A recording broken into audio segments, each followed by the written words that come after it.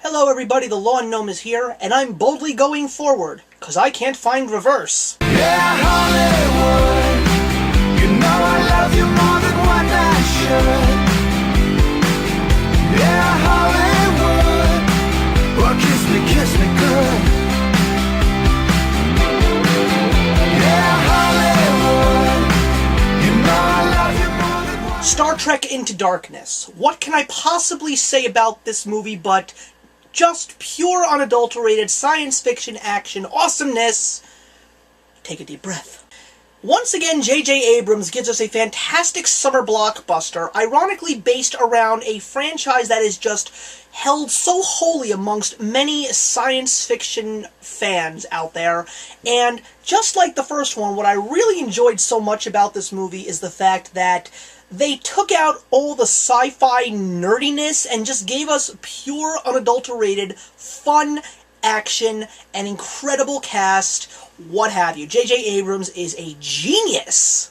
Now, I used to be a Trekkie way back in the day, but I sort of grew out of it. I mean, don't get me wrong, I love the old Star Trek movies, except for maybe the motion picture, Nemesis, and The Final Frontier, but anyway, what was so great about J.J. Abrams is just the fact that he gets these incredible actors to fill these legendary shoes of all of these classic characters that we have heard about since the early 1960s. Everyone from Chris Pine to Zachary Quinto to Simon Pegg, John Cho, you name it, each and every one of them is phenomenal in their roles. And of course you've got the other characters like Bruce Greenwood playing Christopher Pike and Peter Weller playing the Nemesis in this movie, alongside the other Nemesis, who is played by the not-so-well-known to the mainstream in the United States, but if you're Doctor Who fans out there, unfortunately I am not, the incredible Benedict Cumberbatch playing Khan. He was one of the best performers that I have seen so far this year. I don't really know if there's anything else that's really Oscar caliber out there, but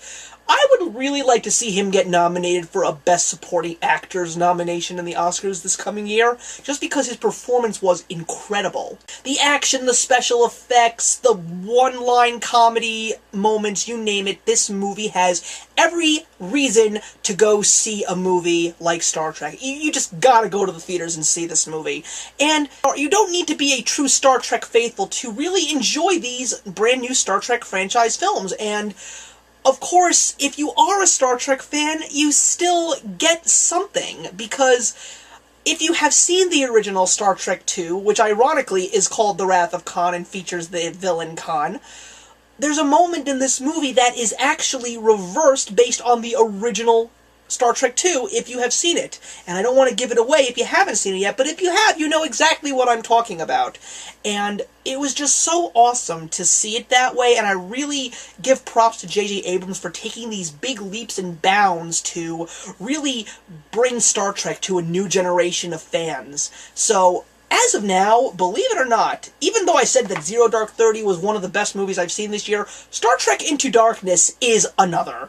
And I'm giving Star Trek Into Darkness 4 out of 4. And I am so excited for more Star Trek films to follow, especially if J.J. Abrams is still remaining at the helm.